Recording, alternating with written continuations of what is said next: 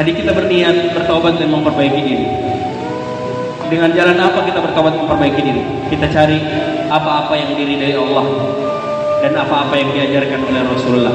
Itulah jalan menggapai ridhonya dan mendapatkan syafaatnya.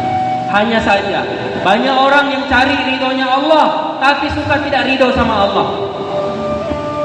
Banyak orang yang cari ridhonya Allah, ya Allah ridhoi kami ya Allah, ridhomu yang kami cari ya Allah, tapi dia suka tidak ridho sama Allah. Ibu-ibu, hati-hati, hati-hati. Saya cuma mengingatkan, jangan sampai cemberutmu sama suamimu adalah tanda ketidakridhoanmu dengan apa yang Allah berikan. Hati-hati bu, jangan sampai mungkin karena yang dibawa suami sedikit, yang dibawa suami tidak seberapa, tidak sesuai dengan apa yang diharapkan. Jangan sampai wajah cemberut kita gara-gara suami datang tidak membawa apa yang kita harapkan adalah bentuk ketidakridhaan kita dengan apa yang Allah tetapkan, adalah bentuk ketidakridhaan kita dengan apa yang Allah berikan. Banyak orang yang cari ridhonya Allah tapi lupa untuk ridho sama apa yang Allah berikan. Tidak ridho dengan hidup yang Allah berikan, tidak ridho dengan rezeki yang Allah berikan. Gimana kira-kira kita mau cari ridhonya Allah kalau hari-hari kita justru tidak ridho dengan apa yang Allah takdirkan? Mudah-mudahan pagi ini jadi momentum yang baik untuk kita semua. Boleh ikut saya. Raditu billahi robba.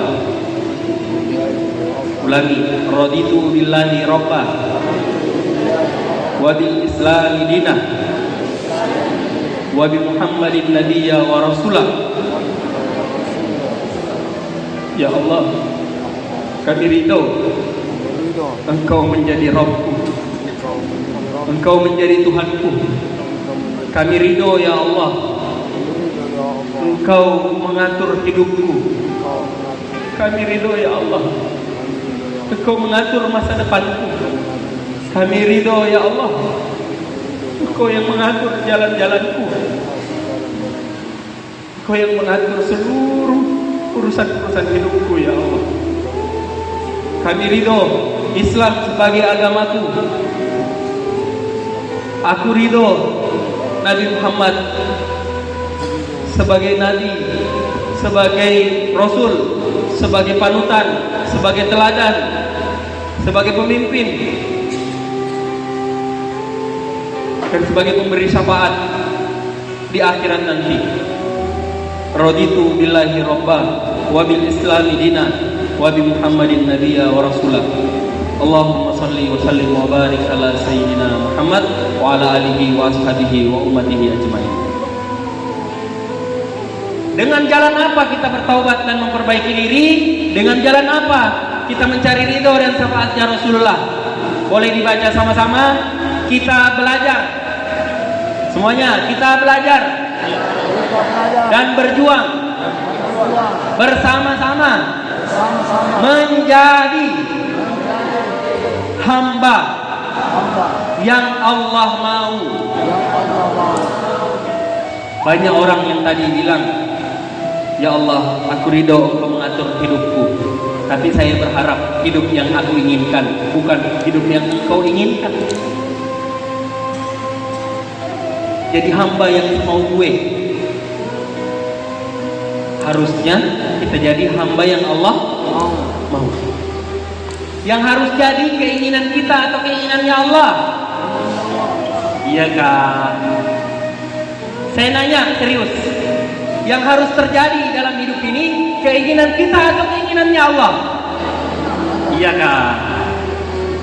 Salah jauh kayaknya ibu-ibu ini. Harus begini, masa tidak bisa begitu? Saya itu maunya begini. Hidup yang saya inginkan seperti ini. Jadilah koslep. Sibuk jadi hamba yang semau gue. Mau-maunya tina sholat, tunggu iklan. Yang suka nonton sinetron pasti tahu. Sebentar ya Allah, iklan dulu lebih penting ini sinetron daripada Engkau ya Allah.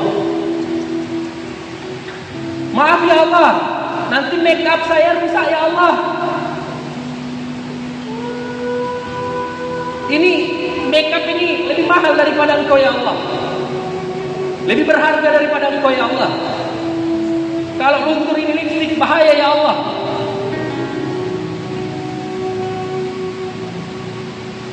Sebentar ya Allah, kita lagi rapat ya Allah. Ini sama Pak Bupati ya Allah masalahnya. Maaf ya Allah, ini sama pengusaha ya Allah. Maaf ya Allah, nanti Engkau terakhir saja ya Allah. Hamba, kita belajar dan berjuang menjadi hamba yang Allah, menjadi hamba yang Allah. Yang gue mau, yang kita mau, atau yang Allah mau? Saya sering bilang begini, makin besar keinginan kita, makin jauh kita dari keinginan Allah. Coba diulang. Makin besar keinginan kita, makin jauh kita dari keinginan Allah. Makin jauh dari keinginan Allah. Mau jadi hamba yang semau gue, atau mau menjadi hamba yang Allah mau? Hamba yang Allah mau. Ibu-ibu mau enggak kalau anaknya jadi hafiz Quran? Mau. Jadi hafizoh, hafal 30 juz? Mau enggak? Tapi kalau anaknya enggak mau masuk pesantren, kecewa enggak? Kenapa sama anak kita kecewa? Karena kita bilang anakku, tapi kenapa anakku tidak mau mendengar? Tiba-tiba anaknya bilang, "Mak, nggak mau lagi masuk pesantren, saya mau keluar dari pesantren." Dia jadi anak yang semau gue, nggak mau semau orang tua. Marah kita. Kira-kira Allah sama kita bagaimana selama ini?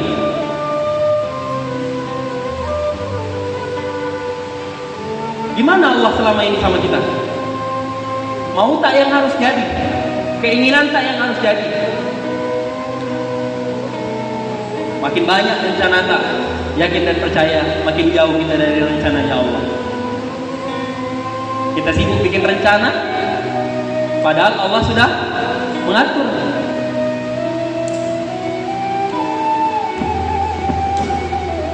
Jadi, apa yang kita perjuangkan? Kita tidak memperjuangkan siapa-siapa. Nur Fadilah, bukan itu.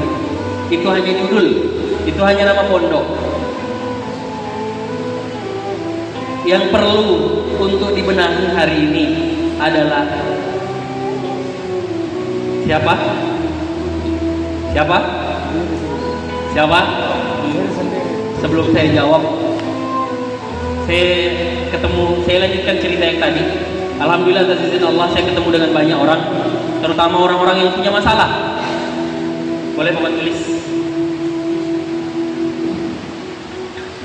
Semua orang yang punya masalah, masalahnya itu saya ini tempat sampah, tempat dipakai buang sampah. Kalau ada orang mau buang sampah, bukan curhat ya, buang sampah. Buang sampahnya orang di seluruh Indonesia, kecuali di Goa, kecuali di Makassar. Itu rata-rata masalahnya itu 3. Masalahnya 3. Yang di belakang lihat tak kalau kita tulis di sini.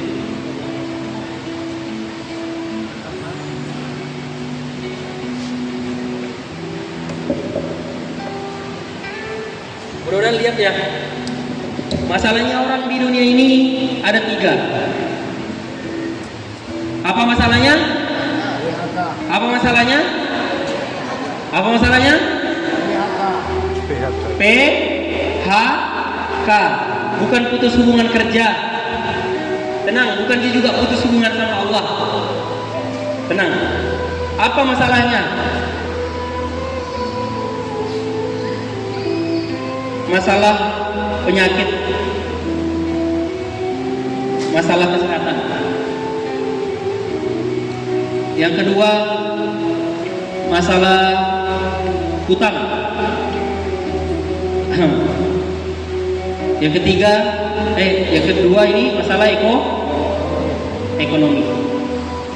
Yang ketiga, masalah keluarga.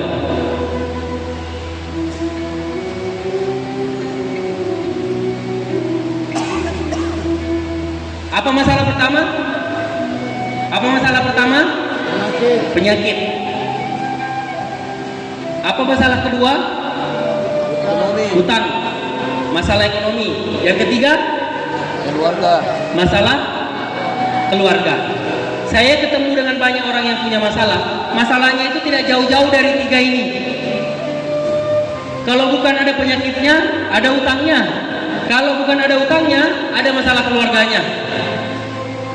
Yang bagaimana itu masalah keluarga? Suami istri tidak akur, suami istri tidak harmonis, atau suami soleh, istri nauzubillah, atau istri rajin sholat, suami rajin judi, atau suami istri soleh-soleha, anak kena narkoba, anak jadi penghafal Quran, bapak mamanya tidak sholat. Masalah keluarga. Gimana yang belum nikah? Itu juga masalah. Masalahnya apa? Masalahnya belum punya keluarga. Masalah juga ada. Masalah karena yang namanya masalah adalah belum ketemu antara harapan dan kenyataan. Masalah keluarga. Masalah hutang. Ada yang tidak punya hutang? Ada yang tidak punya cicilan? Di sini ada tidak manusia tanpa cicilan? Santri tidak ada cicilannya.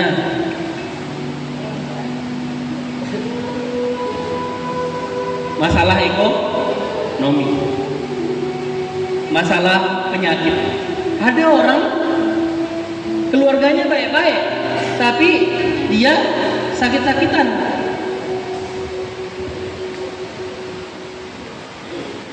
Masalahnya kesehatan, atau ada penyakit yang tidak kunjung sembuh, ada hutang yang tidak kunjung lunas, ada keluarga yang tidak kunjung membaik. Mudah-mudahan di ruangan ini tidak ada yang kena dengan masalah tiga ini, karena ini saya temukan di luar Makassar dan di luar Goa. Saya temukannya di tempat lain. Mudah-mudahan. Bilang amin lah. Namanya mudah-mudahan, Tapi tinggi sih lama masuk. Kalau berarti tinggi. mudah-mudahan yang punya penyakit Allah angkat penyakitnya. Yang punya masalah hutang Allah lunaskan semua hutang-hutangnya. Yang punya cicilan riba Allah bebaskan dari riba. Yang punya masalah keluarga Allah bahagiakan keluarganya dunia akhirat. Dan ternyata banyak orang yang punya masalah ini, ketika mereka sibuk menyelesaikan sendiri masalahnya, menurut akalnya bisa selesai. Orang yang mau selesaikan utangnya menurut hitungannya bisa selesai. Menurut dia masalah keluarganya ini baik-baik saja, tidak apa-apa. Ternyata masalahnya tidak kunjung selesai. Sibuk cari solusi, lupa sama yang memberi solusi. Coba diulang. Sibuk cari solusi,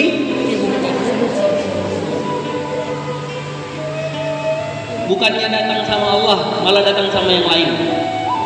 Coba, kalau kita sakit siapa yang kita ingat? Allah. Tidak percaya saya. Ini kalau bilang ini di depan rumah dari kejam lah. Ini mau digaspol atau gas-gas tengah saja? Kalau kita sakit, siapa yang kita ingat? Siapa? Tak percaya saya kalau ada yang bilang, kalau kita sakit yang pertama saya ingat Allah. Biasanya Allah itu terakhir. Siapa yang pertama diingat? Siapa? Dokter. Tiba-tiba cari klinik apa gitu, rumah sakit mana gitu, dokter mana, dokter ahli mana kira-kira. Ketika kita dapat sakit, yang pertama diingat siapa? Dokter. Didatangi semua dokter ahli, didatangi semua dokter praktek, didatangi semua klinik, didatangi semua rumah sakit. Semua itu tidak mempan, datang ke dukun. Datang ke mana? Ke dukun. Sudah sama dukun, tidak sembuh-sembuh. Sudah sama dokter, tidak sembuh-sembuh. Sama rumah sakit, tidak sembuh-sembuh. Akhirnya datang sama Allah sambil bilang, "Ya Allah, apa salah aku ya Allah?" Apa dia bilang? "Ya Allah, apa salah aku ya Allah?" Waktu sakit yang diingat bukan Allah, yang dicari bukan Allah, yang dicari dokter, yang dicari dukun, yang dicari rumah sakit, yang dicari klinik. Begitu tidak sembuh-sembuh, yang disalahkan Allah. Yang disalahkan Allah. Sehat tak kira-kira ini? Solusinya itu sama pencipta. Kita datang sama ciptaan. Solusinya itu sama sang Khalik. Kita datang sama makhluk. Tapi masih mending lah kalau sudah sakit baru sadar, daripada tidak sadar sama sekali. Maka hari ini apa yang kita mau sampaikan? Materi ini biasanya dibahas 8 jam, tapi mudah-mudahan bisa selesai dalam waktu 2 jam. Ini baru slide pertama. Saya mau bilang, apapun posisi kita hari ini, yang bisa menyelesaikan urusan kita hanya Allah. Hanya Allah. Tidak ada yang lain. Kalaupun ada yang lain yang membantu kita, itu Allah yang menggerakkan. Siapa yang menggerakkan? Allah. Saya ngajak kurang lebih 1 jam ke depan kita jalan-jalan melihat bagaimana Allah mengatur hidup kita. Kita baik Quran ya. Kita pakai apa? Pakai apa? Pakai Quran. Orang ada yang PNS di sini? Pegawai Nabi Sallallahu Alaihi Wasallam, pegawai negeri sipil. Ada? Ada. Tidak usah takut. Saya tidak nanya cicilannya berapa. Tenang. Ada yang PNS? Atau ada yang kerja di perusahaan? Tidak ada yang mau angkat tangan. Ada orang Indonesia? Oke. Saya juga orang Indonesia. Saya mau tanya, kalau ada negara tidak diurus berdasarkan undang-undangnya ada tapi tidak dipakai baik sama penyelenggara negara ataupun sama masyarakatnya, kira-kira negara itu bermasalah enggak? Bermasalah enggak? Jangan sebut contohnya. Enggak boleh sebut contohnya negara ini, enggak boleh. Enggak boleh. Saya cuma bilang kalau ada negara yang tidak diatur berdasarkan tidak diurus sesuai dengan undang-undangnya, bermasalah enggak? Bermasalah. Kalau ada obat yang diminum tidak sesuai resep, bermasalah enggak? Obat yang diminum tidak sesuai resep, bermasalah atau enggak? Kalau ada pertandingan sepak bola yang dijalankan tidak sesuai dengan aturan FIFA, bermasalah enggak?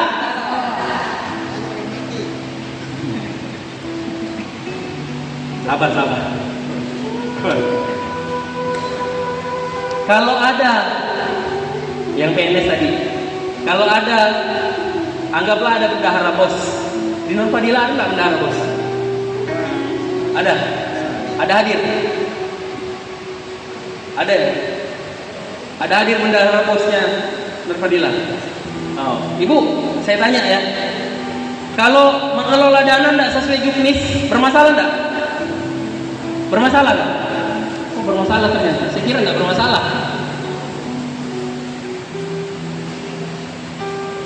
Ada organisasi tidak dijalankan sesuai anggaran dasar dan anggaran rumah tangganya, bermasalah nggak? Bermasalah. Ada mobil baru, mobil listrik ya, bukan kompor listrik, mobil listrik digunakan tidak sesuai kira-kira begini. Kan ada nggak yang punya mobil listrik? Belum ada kan? Kira-kira kalau kita punya mobil listrik, langsung coba atau buka dulu buku petunjuknya? Lihat-lihat dulu gambar-gambar yang ada di buku petunjuknya. Iya enggak? Atau langsung coba-coba saja, main pencet-pencet, main injak-injak. Berarti digunakan sesuai buku petunjuk. Namanya manual book. Kalau organisasi namanya anggaran dasar. Kalau di kantor namanya juknis, di perusahaan namanya SOP, prosedur dan lain sebagainya. Semuanya itu adalah yang mengatur supaya tidak ada masalah. Kalaulah mobil listrik saja yang katanya canggih itu ada buku petunjuknya supaya tidak bermasalah orang pakai. Kira-kira makhluk-makhluk secanggih manusia ada enggak buku petunjuknya? Ada enggak buku petunjuknya? Apa namanya? Al-Quran. Lah kenapa hidup kita bermasalah? Kenapa hidup kita bermasalah? Tadi saya tanya, siapa yang ada masalahnya? Tidak ada yang angkat tangan. Sekarang ditanya, kenapa hidup kita bermasalah? Tidak sesuai petunjuk. Kenapa hidup kita bermasalah? Ayolah jujur. Apa? Karena hidupnya diatur pakai juknis. Karena hidupnya diatur pakai SOP perusahaan. Saking pintarnya, ijazahnya sekolah. Bukan orangnya yang sekolah, malah ijazahnya sekolah. Akhirnya bisa merasakan bagaimana sakitnya jatuh tempo. Mana lebih sakit, jatuh cinta atau jatuh tempo?